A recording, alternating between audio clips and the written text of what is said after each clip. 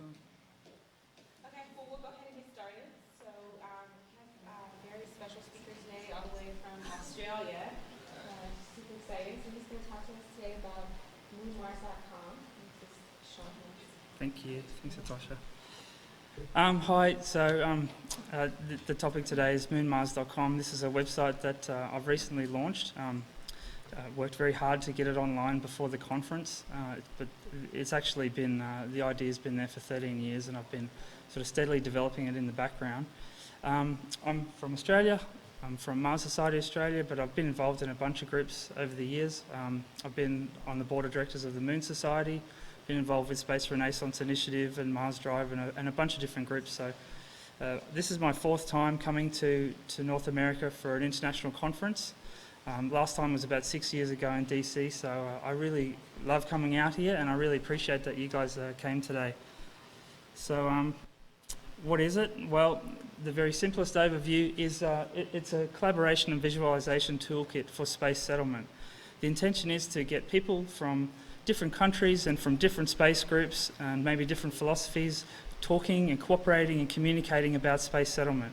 It's what you might think of as a global open source space settlement movement. So the website is intended as a software framework and architecture to support that kind of activity. Well, it is at its core as a social network. We're going to also have project management features, tools to support education and research, a virtual environment, and also probably a shop. So if you can imagine Facebook plus Basecamp plus Stack Overflow plus Second Life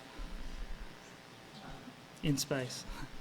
I'll give you a quick rundown of the history. I'll go through this reasonably fast. I got inspired about space settlement when I first read Red Mars in '99, and I thought, well, as a computer scientist, what can I do about this? And I was really into virtual reality and the web, and I thought, well, what if we put a model of Mars online and we sort of did space settlement online in virtual reality? And that was sort of the seed of the idea. And I had a project called Virtual Mars Online for a while, which more described it than anything. And then I became involved in the Republic of Mars, which was an online sort of micronation about 10 years ago. And we role-played living on Mars in the future. But it had no rules and it had no graphics, so that was something that I thought was needed, and that kind of added to the idea. And then, of course, since then we've had a social networking revolution. Now we've got a bunch of new technologies that actually make virtual reality in the browser possible, which it hasn't really been possible before. You've always needed to use external software, but now we can do it. And the culmination of all these things sort of led to moonmars.com, and I found this great domain name, really expressed what I wanted to do, and I talked to a bunch of people in the different groups that I was in, and everyone was sort of behind the idea, so I started building it. The overriding goal, of course, is to build bases on the Moon and Mars. Okay, that's the purpose of the site. That's why it exists. The purpose of the site itself is really a dedicated social network for the space community, but rather than being focused on social, it's more oriented towards research and development. We practice space settlement in virtual reality. We develop missions and plans as a community, collect information, data and ideas so that they can be discovered by other people, and it's all sort of collected in one place. We want to inspire people, of course, encourage enrolment in STEM education, which space is a great way to get young people interested in science, and we want to support space events, projects and startups. Our market is pretty simple: space enthusiast groups like this one, students and entrepreneurs. The social networks. So this is the first feature that I'm really focusing on, mainly because it's easier to build in a virtual environment. Why bother? Why would you reinvent a social network when there are so many? Well, actually, niche social networking is sort of the recent trend in social networks. Not everyone wants to use general purpose social networks like Facebook and LinkedIn. They want to be among their peers. So that's the number one reason. We want a social network that's just about space.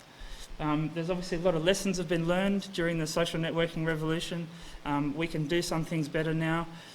We have better technology. We can build a legacy-free network. It doesn't have to support people's habits or addictions to sort of certain features. This particular one is not intended to be purely social, but actually creative. And of course, the main point of difference is the virtual reality, which most social networks don't have. Some do, but not many. One difference is that in moonmars.com, everyone is friends, okay? So there's no friend requests. One thing that we find in the space community, in social networking, is that everyone adds each other. If you're in space, you just tend to add everyone else who's in space. It's just something that happens. So we decided to skip over that. But we have follow relationships like Twitter has, so that you can sort of track the information that other people are posting that you're specifically interested in. We have an anonymous rating system, unlike Facebook, and this is a way of scoring content. And this way we can get a feel for what content is really the best content, and it also functions as a content moderation system, like a self-moderating community. So it goes from -2 to +2. So -2 is really bad, it's like a warning. -1 is dislike, 0 is neutral, 1 is like, and +2 is really like. So anything that drops below about -10 just gets removed. So if someone posts something offensive, it'll get removed by the community, which removes the need for moderators and that sort of thing. But the stuff that gets ranked really high will get featured on the homepage, so it will be very easy to discover the best quality content that's being produced by the community. The central feature right now is groups, and really building around groups. This is something obviously that Twitter doesn't have. The main types of groups are research groups and societies. Like this is a society group. We also have support for companies, academic groups and government. Coming soon is events, so we'll be able to create an event like something like the Mars Society conference, and people will be able to indicate that they're attending and so forth. But not only just the normal reminders that you'd expect, but also some event management tools for people who are setting these kind of events up. That's to help people who may not have access to software tools for setting up events. And a major point of difference is projects. So I'll give you a quick look at the social network as it is so far. It's really pretty new. There's not a whole lot of features there yet. So we have a news page on the front. Everything sort of runs in channels. So channels are really just sequences of items with comments, obviously copied from Facebook. When something works, there's no point trying to do it different. So you post an item and people can comment on it. So quite straightforward concept. You have information attached to your username, which might be your name, your age and gender and your country. So people can discover other people that they may have a connection to. A member profile, fairly simple. You have your own channel, just like on Facebook, and all your basic information, such as where you live. We have a choice of, are you a moon person or a Mars person, or are you both? All your social networking links. So we integrate with the other social networking sites and tools that are out there. So you can sort of click to Skype chat someone, or go straight to their Twitter or their LinkedIn page or whatever. You can see their followers and who they're following and their groups and whatnot. The groups page, fairly simple right now. You can filter by the types of groups, as I was saying, mostly research and society groups at the moment. So research groups, is that loading? Yes. So we have things like metals, biology, bricks and glass, cement and concrete, so a lot of ISRU groups, energy, food. You might notice that there's not groups for mining metals on the moon and mining metals on Mars. What I've done is I've deliberately combined the people who may be interested in the moon and Mars into one group. That's done for a reason, to get that cross-communication, because there is a lot of synergy and overlap there which we're trying to leverage. You may have realised already that part of the reason for this group is to get the moon people and the Mars people talking to each other, because there's a little bit of bipartisan, or I'm in this camp, you're in that camp sort of philosophy, which I've never been like that. I've always been involved in both moon and Mars groups. And I think that they are so similar, and there's so much opportunity for overlap and cooperation. If we can get everyone communicating, we'll get a better result and we'll get it faster. If we have a quick look at society groups, we've got things, the Mars Society Australia, Moon Society, but most of the major groups are currently represented, and of course we'll add new ones over time. Members, I will be adding a member search form fairly soon. Right now we just have a list because the membership is not massive yet, but it's only been online a week, so. All right, let me just go back a couple of slides. Right. Okay, so I mentioned projects. Projects I foresee as being a very important point of difference. We'll have a number of different project types, going from something as simple as creating a document to actually designing Mars missions or moon missions, to designing a settlement or even a complete space program. The idea is that a big project can be split into sub-projects. So in this way we can take a big project like building a base on Mars and split it into smaller projects that might be a bit more manageable. And people can self-select as to what projects they want to be involved in. So we'll have subsystems within a settlement, for example, and people might just work on that part of it. And then we'll have a systems integration project which sort of puts all those subsystems together and hopefully make that into a business plan that might work. Projects will have support for tasks, roles, schedules, resources. Tasks will be promoted on the front page of the site, or they'll be searchable. So members of the community who want to get involved in space projects can simply scan through what is being advertised for, what's being asked for right now, and then they can start to get involved in projects on the site. Now the key point of difference is, of course, the virtual environment. This is a really ambitious part. We're going to build the biggest virtual environment that's ever been built, which is going to contain a model of the whole solar system. Fortunately, we have the computing resources these days to do it, so we may as well do it. We're going to have most of the objects in the solar system will be modelled fairly simply, but we'll have very detailed, accurate topographical models of the Moon and Mars, and it'll be possible to walk around the surface of the Moon and Mars and have quite a realistic view of what you would expect to experience. That's a major design goal of the project.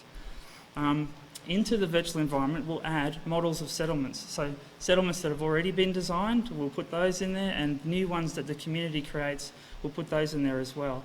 And the intention, of course, is to get some insight into which sort of settlement designs work, which rover designs work, which spacesuit designs work. So we model these in 3D. This is a very common approach in architecture. You can explore a building in virtual reality and get some insights into whether the design is effective. We'll aim for realism. It'll start out simple, but over time, as we get more resources, we'll try and make it as realistic as possible, up to full immersive VR. So just a couple of examples. I wanted to make sure there was at least some pictures in my presentation. This is a big moon base made with Bigelow modules. This is Moonbase Alpha from Space 1999, so these are examples of what we might build. These are some Mars-based designs that already exist.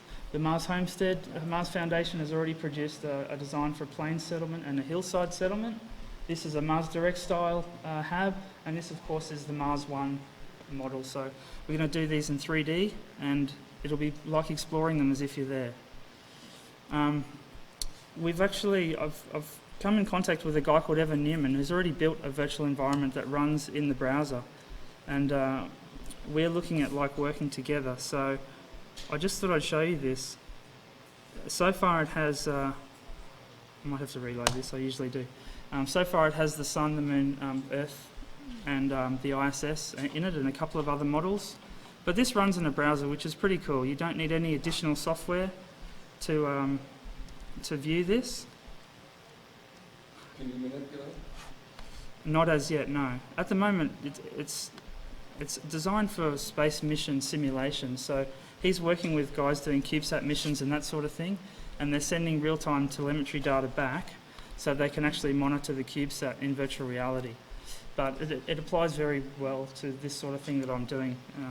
It's a reusable engine, of course. So the additions would be, we put the topographical data of the Moon, add that to the model, then we add Mars and its topographical data, and ideally we'd have all the planets in the solar system and they'd be modelled in the correct locations. I'll hurry through because I think we're running a bit short of time. Bit of a comparison with Second Life. It is probably more like Second Life than anything else you could compare it to. It'll have avatars, objects, settlements, currency, scripting behaviours, but unlike Second Life, it's going to be scientifically realistic. Okay, that's the main difference. The setting is the solar system. It's 3D in the sense that you're walking around on spheres instead of on flat surfaces. Gravity will be realistic, atmosphere, sky, sun and light, light and day will be different. Will be realistic. Weather, terrain, this will all be modelled as realistically as possible.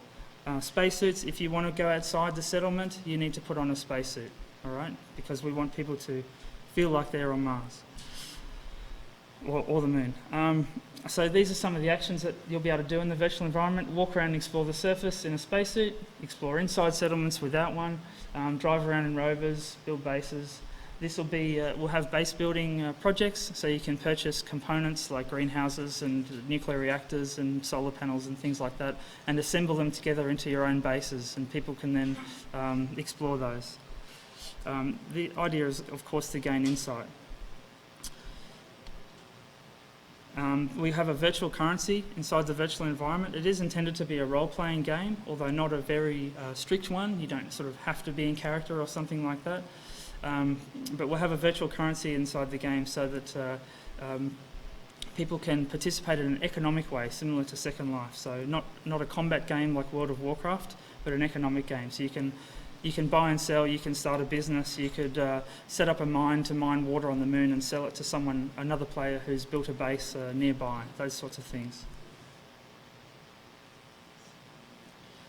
Just some of the additional features that we might build into the site, depending on what people want, is a shop with moonmars.com swag and other items that people in the space community would like telescopes and books and magazines and so on.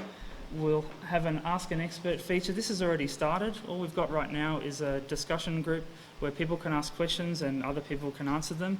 And combined with the rating system, that will help to identify the best answers to questions. So the intention here is really to get students and young people who are interested in space connecting with those of us who are a bit more experienced and able to answer their questions. We want to collect a library of scientific papers and other resources. Integration with some of the space wikis that are available. Rather than recreate that kind of thing ourselves, we'll just use the resources that are there and hopefully build on them. And a space jobs board, of course. If you're going, the intention is to build the largest online group of space people, so it's a really good place for startups and other businesses to recruit, or if you're looking for a job, to sort of post that. Okay, I think we're nearly out of time. I thought I'd have I've got a couple of t-shirts to give away, so I thought I'd have a couple of Mars trivia questions before we have questions. So this is for a large t-shirt. Which large shield volcano sits on the Martian equator? Does anyone know that, who wants a large t-shirt? No? Does anyone know? Goodness me. Pavonis Mons, who wants a large t-shirt?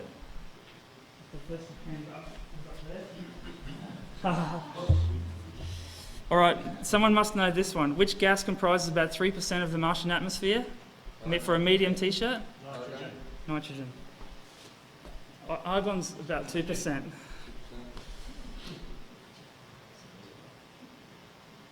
I've got some cards up here as well. You're welcome to grab them. That's the end of the presentation. If you have any questions, please ask. Thank you. 10 minutes, all right. I went through that fast because I was worried about running out of time, so maybe... Anyone have any questions about the project? Yeah? I think it's a great idea. I particularly like the fact that we got Moon and Mars people talking to each other, or that's the idea behind it. In fact, I'm also in the same situation where I don't know why they're fighting. They should be cooperating.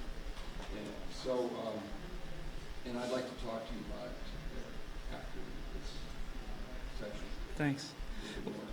I find this topic coming up a lot, and I find myself talking about it a lot to both Moon people and Mars people. And I was on an online radio program a couple of months ago, and talking about why Mars is the prize and Mars is the new world and we need to go to Mars, but why it makes actually really a lot of sense to go to the Moon first.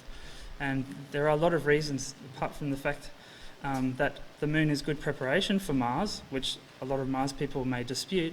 There's actually a lot of really interesting lunar science that can be only done on the Moon, and the Moon is going to be the best place for tourism and business, and you need business. I'm sort of involved in the new space community as well, and it's the space industry that's going to take us to Mars. And the moon is a stepping stone as part of the space industry. After orbit, tourists are going to want to go to the moon. They're not going to want to go on a 6-month trip to Mars. So it's a logical, from a business perspective, it's a logical stepping stone, but it also makes sense from an engineering perspective. So, Can I follow up with something? Somebody, I don't want to take does anyone have any more questions? Just wondering about how you everything costs money and Yes. how you're going to finance the growth. Well, I've been networking as much as I can. At the New Space Conference, I was talking to a lot of business people, trying to raise money, telling them what I want to do. Yes, it's my goal to make this my job. What I would love is to hire a team of 6 guys, and so I can focus on content, because at the moment I'm doing content, I'm doing coding, I'm doing everything, and I've got to go back to work pretty soon, so it becomes harder and harder to develop it. But still, I can still do a lot by myself if I have to, but I am trying to find funding sources, yes. And this has potential to make a lot of money. As anyone interested in social networking knows, social networks are big dollars. And if you've got a social network that is all about space, there's tremendous potential for business opportunities and networking and all that sort of thing. So. That was my other question. It's not quite all about space. Would I be able to mention the word Titan? Yes, that's right, yes. It is meant to be general solar system. However, the Moon and Mars are obviously the main focus for space settlement. But yes, the discussion is meant to include orbital settlements, asteroid mining, Titan, Ganymede, all those sorts of things. So, what was your question? Is it open source? Yes, it will be, yes. Is it on GitHub or anything like that? No. This is a sort of a question that's been thrown around between me and some other potential developers. They want to make it open source, and I'm sort of half interested in that. If I get VC funding or angel investor funding for this project, they may not want it to be open source. So I'm reluctant to release the code into the wild until I know one way or another whether that's going to be a pathway.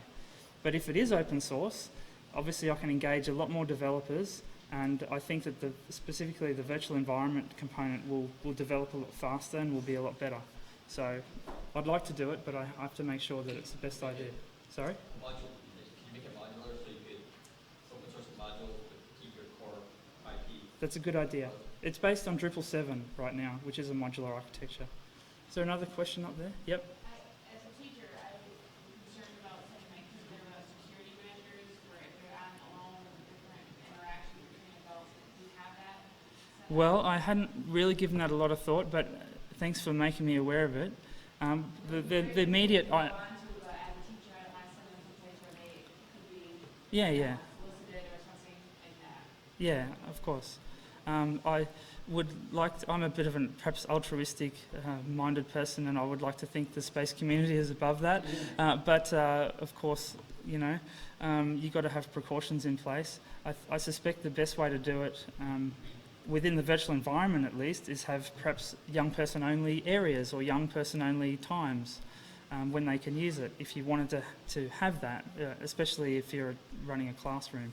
You might want to have an excursion to a part of the moon and just have that restricted to your class or something like that. But that's something, thanks for making me think about that. So this seems to me like a perfect combination between reality and fantasy, kind of? Yes. Like virtual worlds and all the real space news? Yes. Can you say something about what you intend to have, like a 50-50 balance, or just let the community take off however they go with it? People will self-select as to what degree they role-play. So the virtual environment will be set 50 years in the future. So it's 50 years in the future, we're building bases on the Moon and Mars, but that doesn't mean you've got to pretend that you're a different person 50 years in the future. So we won't have alter egos or something like that. So people can do whatever they want in that regard. Where you're integrating all like Planetary Society and National Space Society and that, like the real world events. Yes. One part of the website, but then you have another component of the website where you have virtual worlds. Yes. It's like, how do you see the two of those types of real world things happening in a I see the main distinction there being between the social network and the virtual environment. So the social network is real time. The virtual environment is 50 years in the future. So I guess that's where that difference is. Yeah, and that's where the events and so forth will be set up. Is that time? Well, unless we have one more question, we can probably take one more if there's any. Yeah. Just as our own knowledge of just the various planets and asteroids and everything else develop, are you planning, because I mean that would be a really huge endeavor, but are you planning on updating your simulations of the moon and Mars Yes. according to that? Yes, definitely. We're using data from JPL, and what they do, there's a department within JPL that does this. They get all the data from like LCROSS and LRC and all the different missions, and they combine them to get the best possible topographical and colour models and thermal models and that kind of thing. So, and that's all available as a web service. It's a free web service, which is awesome. And I suspect most people don't know that this information is there and it's free, but we will be using that data to build the model. And of course, as that data gets better, our model gets better. And you know, as we get more funding, more momentum, more people, we will get better computers. Computer technology will get better. Our simulation will improve over time. Yeah. So it'll start simple and hopefully become very realistic. That's the goal. Thanks everyone. I really appreciate that you came. Thank you very much.